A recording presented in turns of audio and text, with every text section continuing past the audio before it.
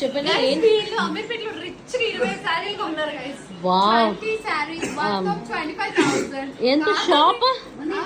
Shop Chennai silks లో కొన్నారు guys.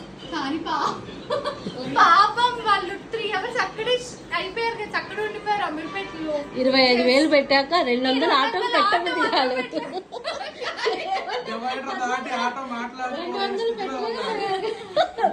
200 అమ్మ ఏంటమ్మా 25,000 పెట్టాక మీకు 200 పెట్టలేకపోయారు కదా అమ్మా?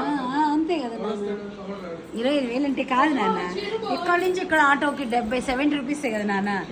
దానికి మళ్ళీ 200 పెట్టాలని ఎలా పెట్టాలి?